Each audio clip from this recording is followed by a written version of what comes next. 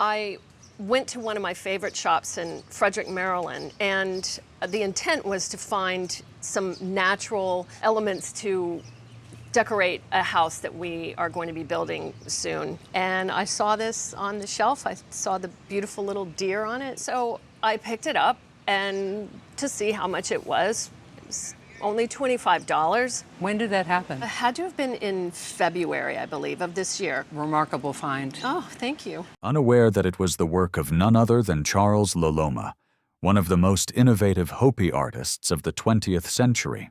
Created in 1949, not long after Loloma returned from military service, this piece reflects both tradition and experimentation. While Hopi pottery was historically hand-coiled, Loloma explored the potter's wheel and introduced new textures, carving symbols like deer, sun faces, dust devils, and rain, all rooted deeply in Hopi culture.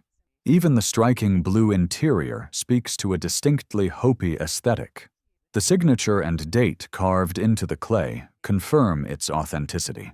What makes it even more remarkable is its rarity. Loloma only produced pottery for a brief period before shifting his artistic focus to silverwork and jewelry, which would later make him internationally famous. Surviving examples of his early ceramic work are scarce, described by appraisers as like finding hen's teeth. If you were to offer it at auction, I would expect you to see between $7,500 and $9,000 for it. Oh my gosh. That's amazing. It is amazing. It is amazing. It is I wasn't amazing. expecting that. And congratulations on your good eye. Wow. Who knew? Who knew? Well, thankfully we knew. This was given to me by my father. He got it from his father, who was an antiques collector. I got it in 1993. It was appraised at that time at $200. $200, okay. I was told that it is a John Bell butter tub, and that's all I know about it. Bell was born in Hagerstown, Maryland, before settling in Waynesboro, Pennsylvania, where he carried on the German pottery traditions he learned from his father. Working from the 1830s until his death in 1880, he became known for turning everyday objects into enduring works of craftsmanship. This tub, made in the mid-1800s, was not created as a collectible or heirloom. Its purpose was purely functional, holding great lumps of freshly churned butter at a time when dairy came straight from the farm. The tortoiseshell-style Rockingham glaze gave it a touch of beauty, but it was still meant to be used and eventually discarded. Few survived intact, and that's what makes this piece extraordinary. Not only is it in remarkable condition, but it also carries Bell's name, a detail that transforms it from common kitchenware into a highly prized artifact of American folk pottery. If this were to be sold at auction, it would probably sell for between $3,000 and $5,000. Oh my, I did not expect that. Wow, I'm shocked. We did find an auction record for a nearly identical one with a little different colors that actually sold for $6,000. Wow. I'm from New York City. I came down on the bus. Just to come to Antiques Roadshow. Just to come to Antique Roadshow. It wasn't easy, but I got here. I love what you bought us. And how'd you come about it? I got it as a gift. One of my neighbors that I befriended, I assisted him going to the store, cooking him dinner. That's how I got it. When we see something, this quality, this kind of combination of colors, this scale, this type of glaze, it looks like the work of two brothers who were potters in a place called Nancy in France, called Mougins. The Mougins brothers began their pottery career around 1900, producing Art Nouveau designs, flowing, organic forms full of soft curves and natural motifs. But as styles shifted in the 1920s, they evolved with the times, moving toward the sleek geometry and bold patterns of Art Deco. This vase embodies that transformation perfectly.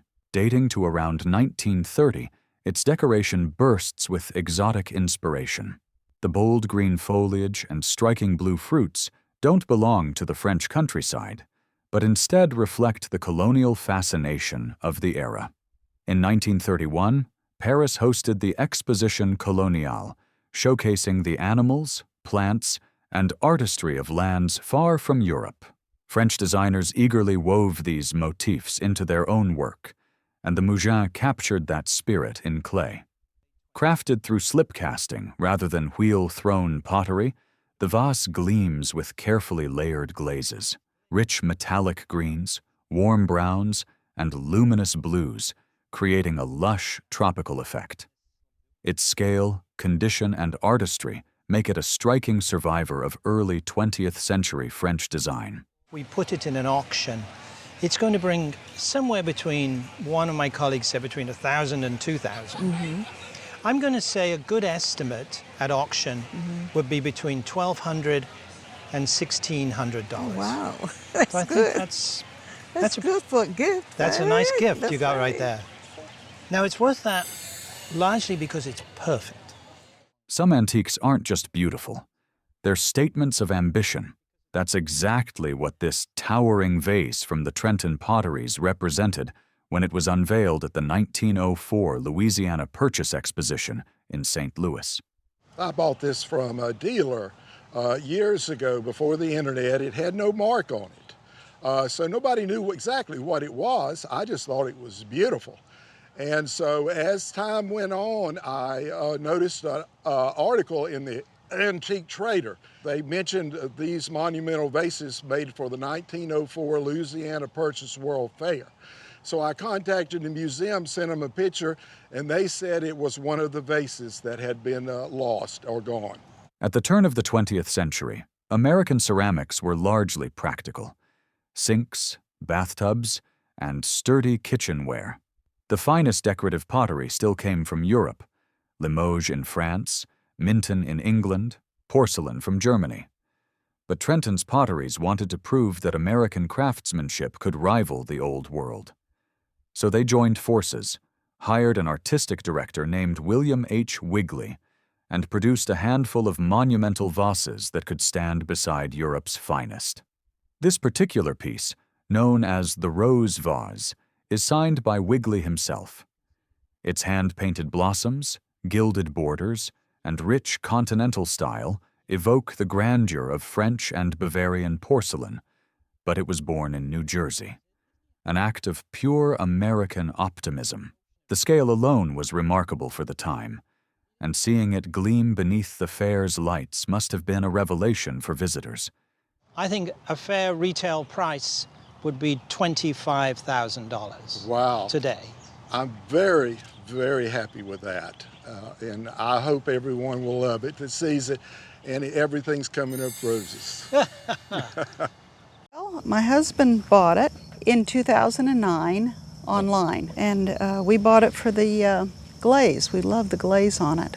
On the bottom it says that it's Grand Feu, and it has a number.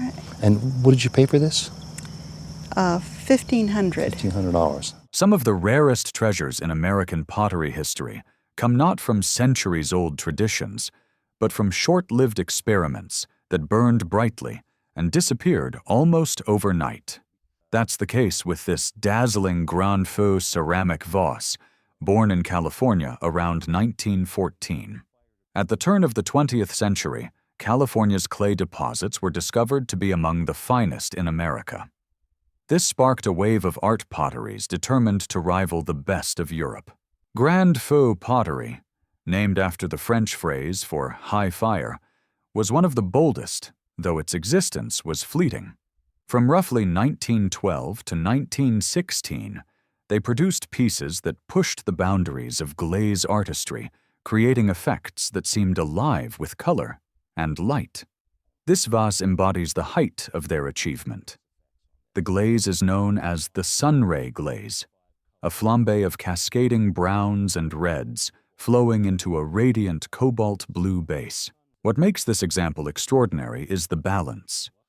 Instead of the cobalt being swallowed by darker tones, it shines through in brilliant contrast, feathered with iridescent drips that look as if the fire of the kiln painted them in motion. It's a living surface, a harmony of accident and intention, and one of the rarest glaze effects ever perfected on American soil. This is very well marked, Grand Feu pottery, in LA, California. It's actually just outside of LA this was made.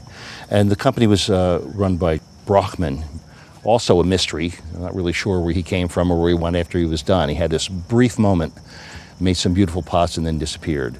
Today, only a handful of these sunray glazed pieces exist, the best of them preserved in the Los Angeles County Museum of Art.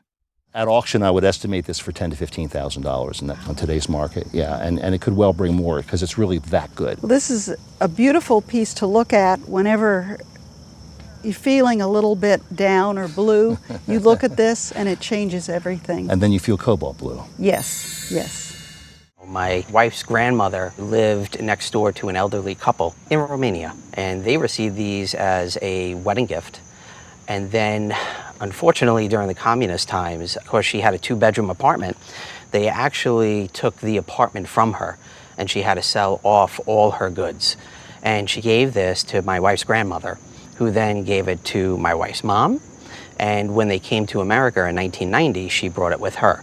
And then once we got married, she gave it to us. We really don't know much about it. Sometimes, the most valuable treasures spend decades hiding in plain sight, used as everyday objects. That was the case with this extraordinary Zsolnay Eosin vase and bowl, pieces of Hungarian artistry that once held car keys in a Brooklyn apartment. Their story stretches back far further.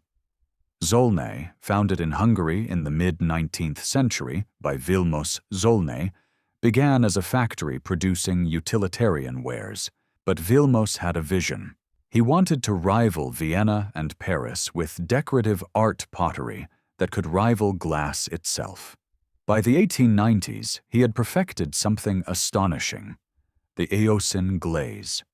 Named for Eos, the goddess of dawn, it shimmered with iridescent light, as though sunrise had been captured in clay.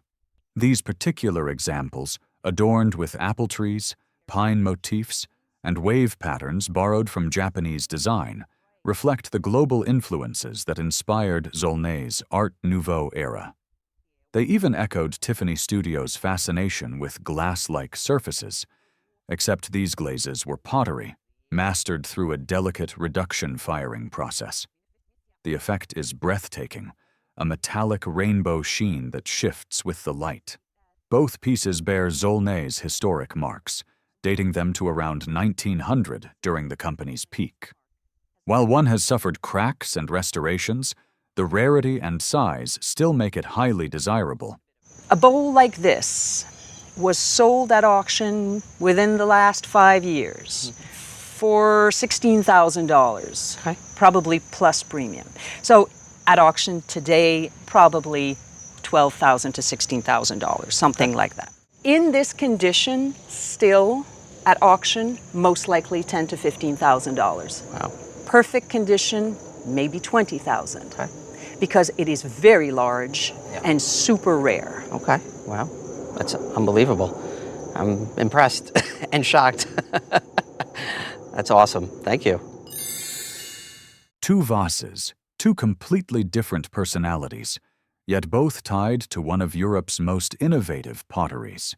These pieces were made by Zsolnay of Pécs, Hungary, a company founded in 1853 that rose to international fame by the late 19th century for its experimental glazes and bold, eclectic designs. I inherited both vases from my parents. My father was born in Hungary. He and his family were forced to leave because of the Nazis. They weren't practicing, but they were all of Jewish descent. The blue vase is unlike almost anything Zsolnay collectors have seen. Its surface shimmers with a crystalline glaze, a technique popular in France at the time, where crystals would bloom across the ceramic under high heat.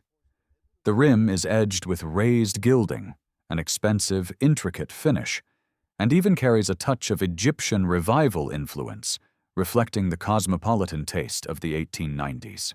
This vase is dated by its impressed number to between 1898 and 1900, making it one of Zsolnay's earliest forays into such daring European-inspired styles. The red vase, however, its decoration draws from Islamic and English influences, yet remains distinctly Hungarian in its rich, glowing glaze and exotic pattern. Its impressed number suggests it was made between 1891 and 1895, right as Zsolnay perfected the colorful Art Nouveau-inspired look that collectors now associate with the firm. Though different in design, both vases trace the journey of Hungarian artistry at a time when Budapest and Pécs stood at the crossroads of Europe. A retail price on this one might be in the $2,000 to $3,000 range. The red one, however, is almost classic Zsolnay design. It's really what collectors are looking for. That one would retail for somewhere between $3,000 and $5,000. So together we're looking at between $5,000 and $8,000. Wow, that exceeds my expectations greatly. It is a true connection to my Hungarian ancestors. It's a life that's gone forever. I brought 3 pieces of pottery. I remember them from my early days growing up in Cleveland, Ohio. And after my parents passed away, my siblings and I divided up pottery, and we each got at least 1 moon pot, which I think is this form. And then I liked this bowl in the middle, and I just thought it went with it, and so I took it. Few artists blurred the line between craft and fine art as brilliantly as Toshiko Takaezu. And this trio of ceramics captures her vision at its most expressive. The first piece is one of her iconic moon pots, rounded, enclosed forms that she considered deeply spiritual. For Takaezu, these vessels represented a contained universe, a balance of the outer world and the inner self. Their spherical stillness became her signature, not only as pottery, but as sculpture and philosophy combined. Here has a more typical mark, which is the TT incised into the bottom.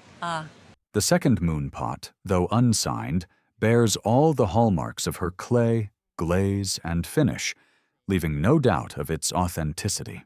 And the final piece, a wide, expressive bowl, may not be what collectors most expect from her, but it demonstrates her gift as an abstract expressionist, turning a ceramic surface into a painter's canvas, blending colors with raw energy and harmony. Born in Hawaii to Japanese immigrant parents, Toshiko studied at Cranbrook under Maija Grotell, taught for decades at Princeton, and earned recognition not just as a potter, but as a woman of color breaking boundaries in American art. By the late 1960s and 70s, her work had become central to redefining ceramics as more than utilitarian craft. It was art equal to painting or sculpture. Values have risen sharply in recent years as museums and collectors recognize her importance. Auctions were selling Toshiko pieces like this one 4 years ago. This would be estimated for maybe $2,500 to $3,500. Now, this is $6,000 to $9,000, $7,000 to $10,000 at auction. This pot here, even without a mark, I would have estimated this 4 or 5 years ago for $1,500 to $2,000. It's now a $4,000 to $6,000 piece. Wow. And this bowl, normally bowls this size are in the $1,000 to $1,500 range.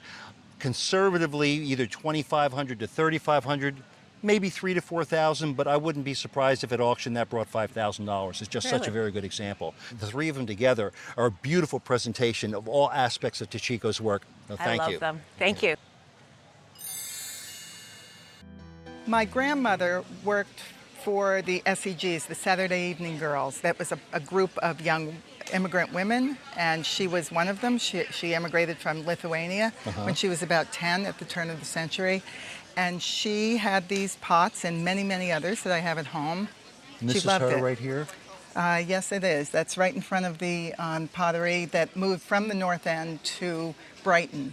Known as the Saturday Evening Girls, this group of young women, many from Jewish and Italian immigrant families, gathered at first to study literature and practice English.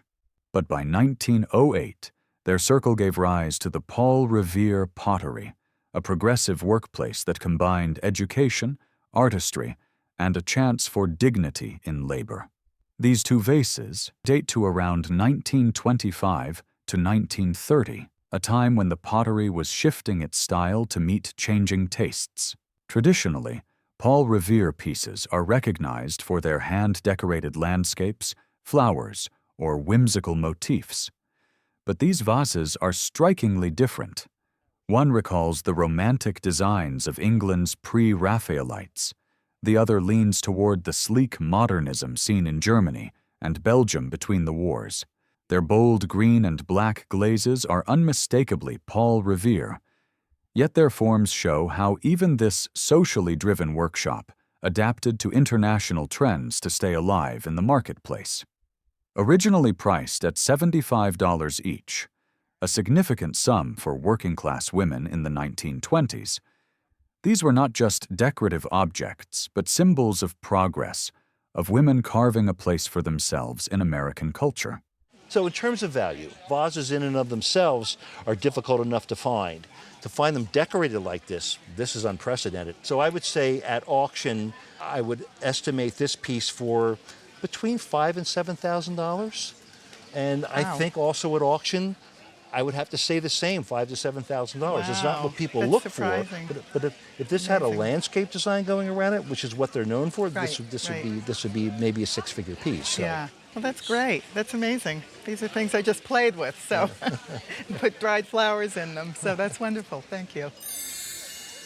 My mom and dad bought these in either the late 60s or early 70s, and she told me they paid about $700 back then that she thought was expensive. That was a lot of money back then. It was a lot of money. And I asked her, what exactly are they used for? And like most in her generation, said, oh, they're just to look pretty. No, you don't want to put anything on them. So they sat and looked pretty dusty rather than pretty. Right. These stands were crafted by the Meissen porcelain factory near Dresden, Germany, Europe's very first and perhaps most prestigious hard-paste porcelain manufacturer, founded in the early 18th century. Their hallmark, the famous crossed swords, is one of the most recognizable maker's marks in the world of ceramics. The tiny dots at the ends of the swords help date these pieces. After 1850, but before 1924, putting them squarely in the late 19th century. The design, known as Blue Onion, is one of Meissen's most enduring patterns.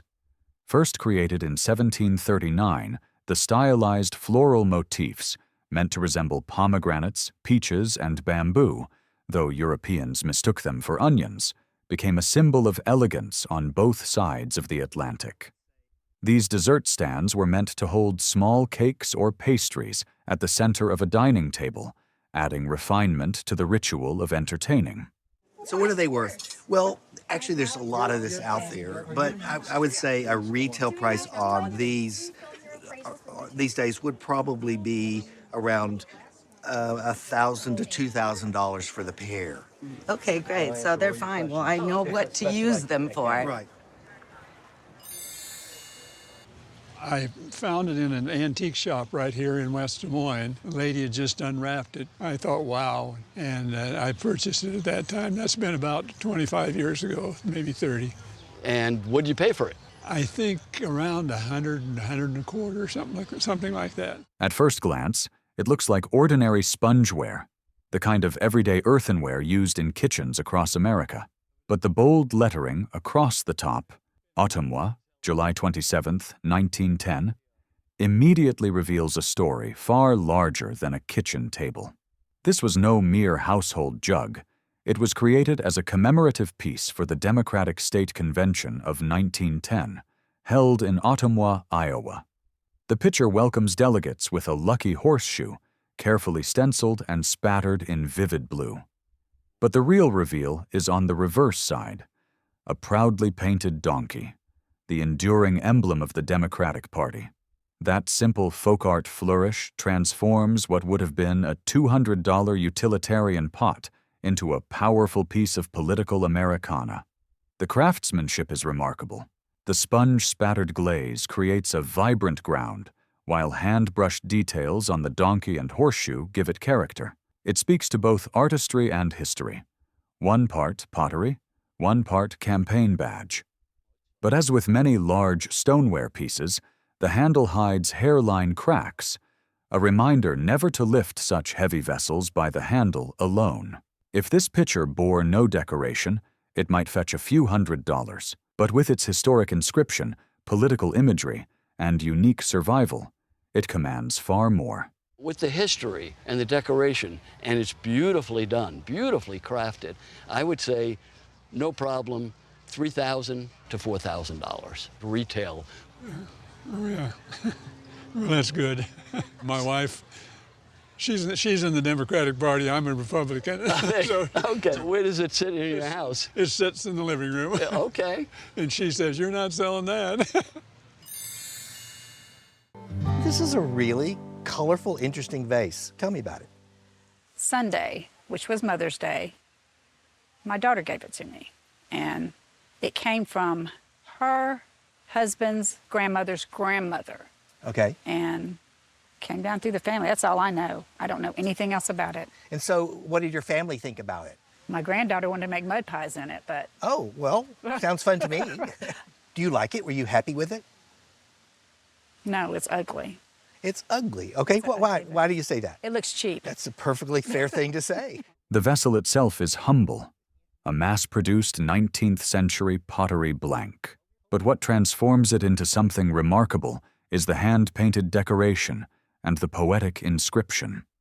Delicate wild roses, butterflies, a bumblebee and a dragonfly swirl across its surface, painted with surprising vibrancy. The lines of the poem read, "O cup of the wild rose, curved close to hold odorous dew, what thought do you hide in your heart? Oh, would that I knew." Beneath the lines is a name, Celia Thaxter, 1880. Celia Thaxter was no ordinary amateur decorator. She was one of the most celebrated American poets of her day, a woman whose circle included Emerson, Thoreau, and Longfellow. Raised along the rugged New England coast, she became famous for her nature-inspired verse and her vivid paintings on pottery and porcelain, placing her firmly in the early arts and crafts movement. This piece combines her two great talents, poetry and painting, making it rarer than her typical floral ceramics. Few of her known works include original verse, and fewer still survive with this level of detail. I think a retail price would probably be somewhere in the $3,000 to $5,000 range. It's not so ugly anymore. Yeah, well, you still don't have to like it. It can grow on you. It could bring more than that. Wow. I never would have thought.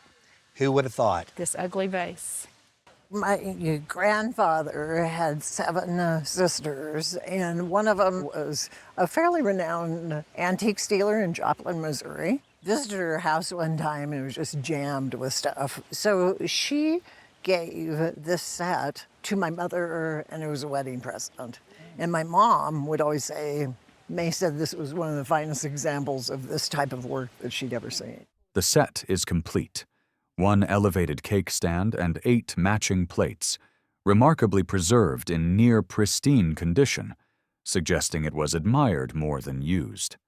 Each plate is hand-painted with exquisite detail, depicting birds not of faraway jungles, but of the English countryside.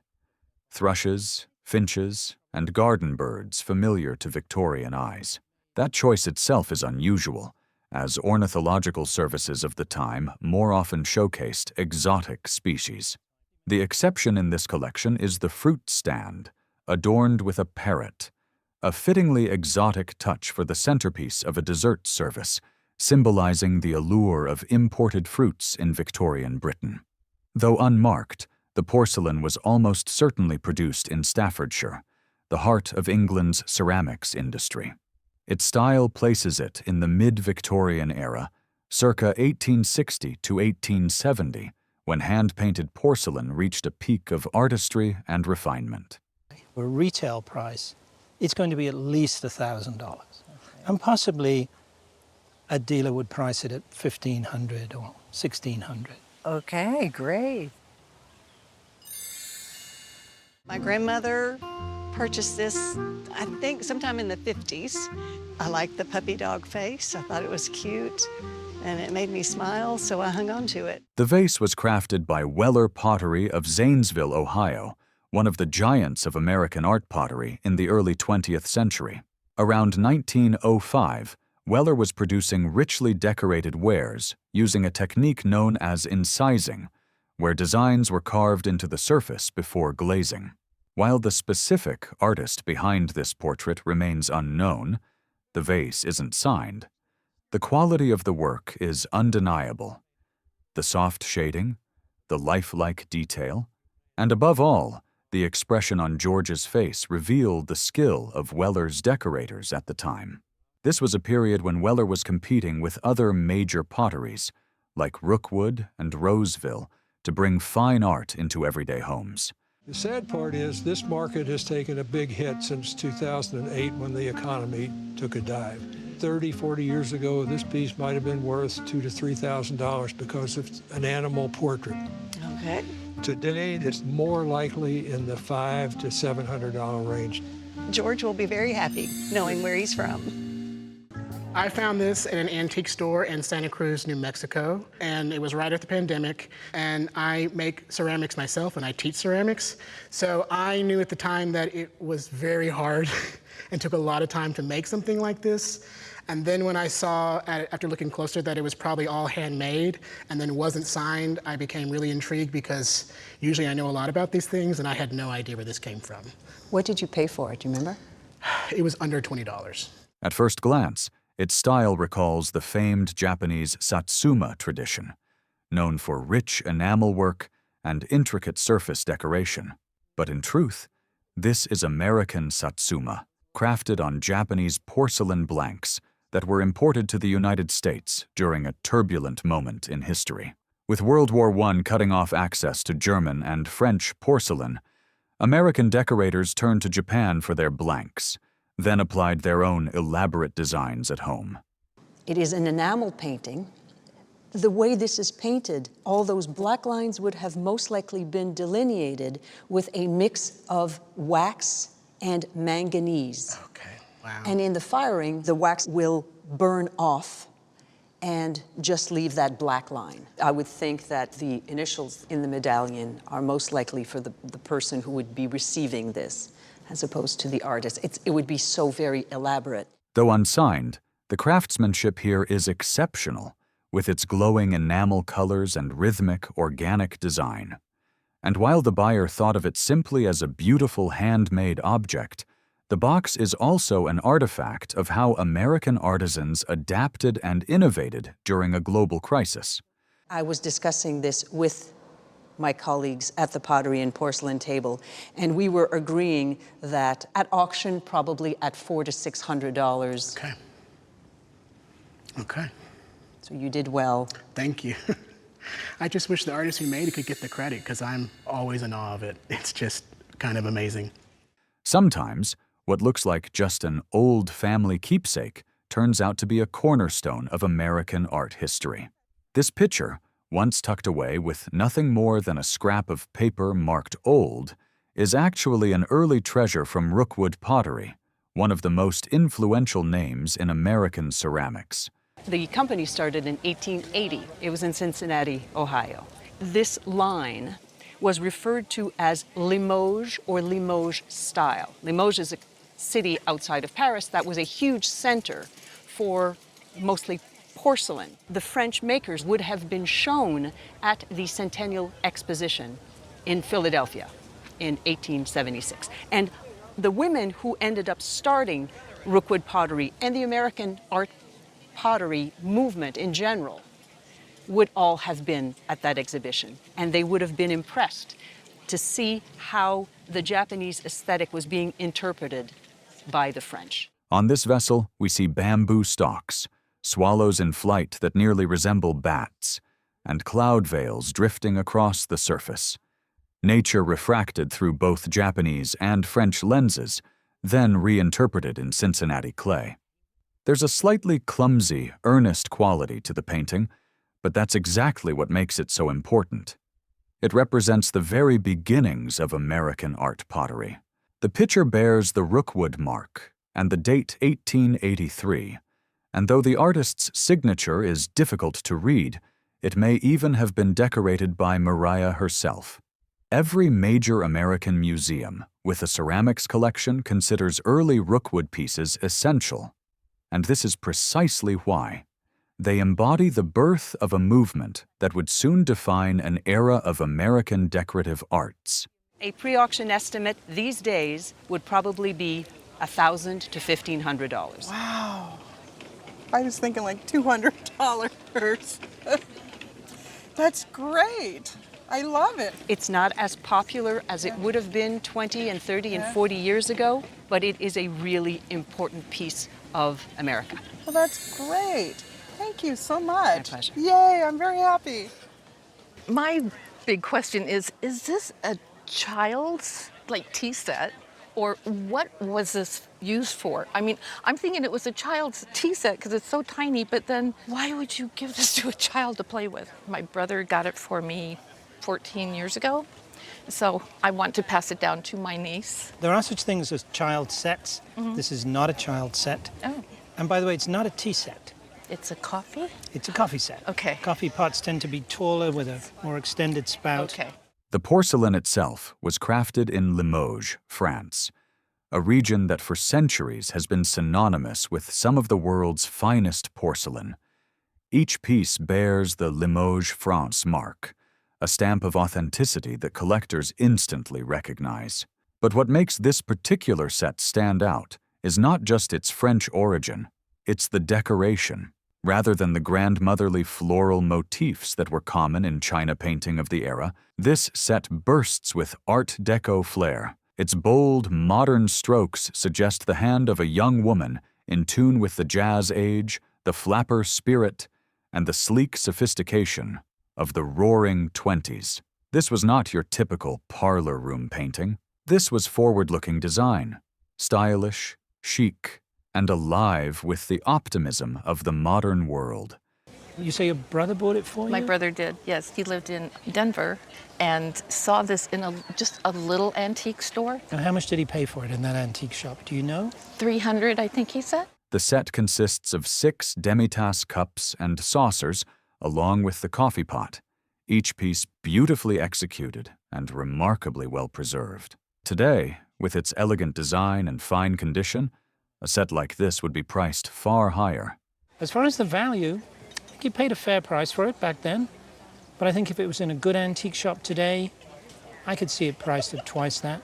$500, $600, or even $700. Oh, nice. Nice. It is so pretty, so Yes. exquisite, so Yes. delicate. I love it. It's so cute. Yeah, it's a treasure. Yes, it is.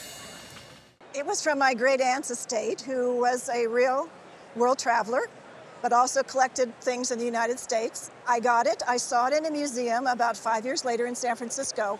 Not this identical piece, but one extremely similar to it. So when I got home, I looked it up online, and it said at that time it was from a prestigious Eastern pottery school, and the artist was well known, but the piece was only worth $215 to $250.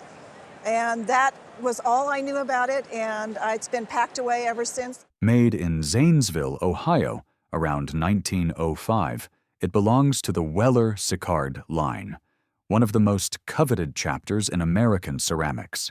The name comes from Jacques Sicard, a French ceramicist hired by Sam Weller to bring his knowledge of metallic luster glazes, known in France as reflets métalliques, to the American market. What made these vases so special was their iridescent, jewel-like surfaces, created by firing metallic oxides into the glaze. But Sicard guarded his formula with near-paranoid secrecy. He worked alone, in locked rooms, even after discovering holes drilled in the walls by Weller's men, desperate to steal his techniques. The line started appearing in 1903, and Sicard was back in France in 1907, so it would have been made within those years. I had no idea it was that old, actually. I assumed it was from the 1930s. Weller was onto very, very different kind of production by the 30s, much more commercial. The example here glows with swirling Art Nouveau patterns and deep metallic reflections, an unmistakable hallmark of Sicard's hand. Once dismissed as worth only a few $100s, today collectors recognize its rarity. This lovely piece of Weller Sicard, which is signed down here. Oh my gosh, I didn't even see it. It's usually in camo. is worth these days at auction around $1,000. Wonderful.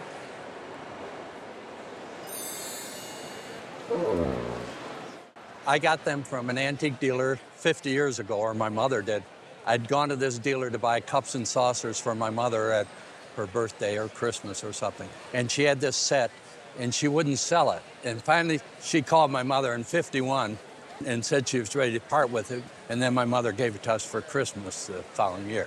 My mother paid $100 for it.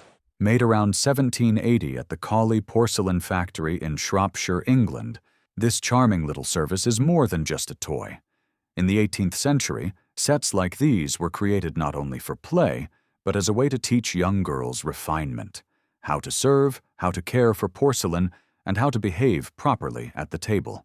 The Caughley Works, sometimes called Salopian Ware after the old name for Shropshire, was a small factory compared to giants like Worcester or Derby. Yet its pieces are beloved for their delicacy and their hand-painted designs inspired by Chinese porcelain. This set features a tiny coffee pot, saucers, and cups, painted in the chinoiserie style so popular at the time. For insurance valuation, this little group would be valued up to $3,000. Wow, thank you. A large part of the value of that is actually in the coffee pot. The coffee pot is one of the sweetest little pieces of Caughley porcelain any collector could ever wish to have. At first glance, this looks like the kind of wash set you'd expect to find in a Victorian bedroom. Utilitarian, sturdy, made to be used and eventually discarded. But this particular set is no ordinary survivor. Made by Royal Doulton around 1905, it belongs to a rare pattern known as moorland. Inherited this from your family? Several pieces, and then I was at a country auction years ago and I bought another dozen pieces. I've never seen this size in this pattern. Pitcher and bowl sets were once essential in households before indoor plumbing, but because they were so heavily used, few have survived intact in good condition. Many were chipped, cracked, or simply discarded as plumbing modernized. That's what makes this set stand out. Its scale, detail, and craftsmanship set it apart from the typical examples. Where most are plain and practical, this one is richly decorated, far more ornate than the everyday versions. While the broader market for pitcher and bowl sets has cooled compared to their popularity decades ago, rarity still matters. This is probably a 1 in 500 bowl and pitcher set, and for that it's worth between $1,000 and $1,500. This will not change my lifestyle. When I got into the business almost 40 years ago, bowl and pitcher sets were a hot deal, and they've since cooled off quite a bit. Gary, why did you start collecting art pottery? My doctor told me to get a hobby. How long have you been collecting pottery? About 10 years. And you told me you came across these in an unusual fashion. Yeah, I'm in the roofing business. A gentleman had a bed and breakfast near where I live, so I told him I'd do his roof for $12,000, and he didn't have that much money, so he said he'd give me $6,000 cash and some art pottery. The pieces he brought in reveal a perfect good, better, best progression. The first is a large production vase, molded rather than hand-thrown, with embossed decoration and the classic Rookwood mark. Then comes something more refined, a standard glaze vase from 1899, decorated with clover blossoms by Edith Felton. This brown-glazed line is what many people picture when they think of Rookwood. Crisp, elegant, and unmistakably late Victorian. But the star of the group is a much smaller vessel dated 1901, signed by Amelia B. Sprague. It belongs to Rookwood's elusive painted matte line, a technique requiring extraordinary skill to achieve soft, flowing lines and delicate tones. Sprague's mistletoe design glows with quiet artistry, and collectors know just how rare these are. This production vase, which is taller than most, if you were to find it at auction or estimate it for auction, it'd be about $200 to $300. The standard glaze piece top auction estimate would be about $350 to $450. Maybe someone would say $500, but that's about as far as anybody would estimate that. But this sweet pot here, which is smaller than that one and in some ways not as showy, a reasonable auction estimate would be $2,500 to $3,500 and maybe as much as $3,000 to $4,000. It's that lovely. Great. Yeah. Now, I'm not sure if it's great. You said you took them for $6,000 and traded Well, this roofing I traded work. about 10 pieces altogether of different Oh, so types this of isn't art. all that you got for the $6,000? No. Oh, okay, so you're probably safe then. Yeah.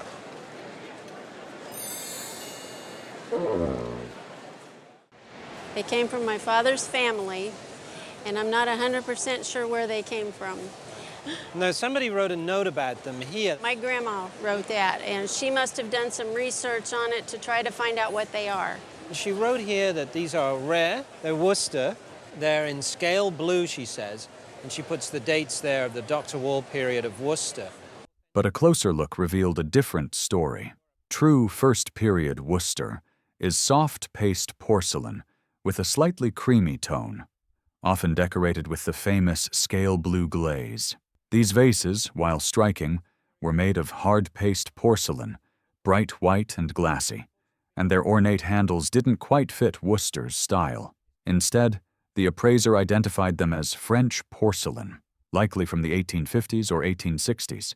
They were still beautifully hand-painted, finely detailed, and in excellent condition, just not the English masterpieces their grandmother had imagined. That difference in origin made a world of difference in value. In terms of value, I would say in a good antique shop today, they'd be priced at least $1,200 and maybe $1,500 for the pair. Okay. If they were Worcester of the first period, they could be $7,000 to $8,000, something like that or more. But they are great vases in their own right. Okay. Thank you very much for coming today. Thank you. We call it the ugly thing or the ugly vase. I bought it about 15 years ago. I'm never sure if it's a pregnant woman, if she's getting to topple over. It's a weird little piece. I liked it when I saw it. It comes from a Dutch dealer. And do you remember how much you paid? Yes, $580. The surprise came in the appraisal. This wasn't just an eccentric oddity, but a rare ceramic by Jean Cocteau, one of France's great 20th century artists. Cocteau was a poet, painter, filmmaker, and designer, a true modernist who rubbed shoulders with legends like Picasso. In fact, it was Picasso who inspired Cocteau to try ceramics after discovering the joy of clay work in Valoris, France. Between 1957 and his death in 1963, Cocteau created about 300 ceramic designs, often in very small editions. This piece, marked Original Edition from Jean Cocteau, Studio Madeleine Joly, was produced in collaboration with French artists Marie-Madeleine and Philippe Joly. The edition is tiny. Only 10 examples were made, and this was number 6. What makes it even more unusual are its detachable horns, deliberately designed to be loose, adding to its playful, surreal character. It's the kind of bizarre creativity that makes Cocteau's ceramics so sought after today. Prints and editions are very frothy right now. Okay. If we were to put this at auction, though it is an edition, easily we would put this in at $10,000 to $15,000. Sorry. That's fun for an ugly vase. Perfect. Wonderful. Thank you. Very good. These belong to my grandmother. They're actually a set of 6. My sister has the other 3.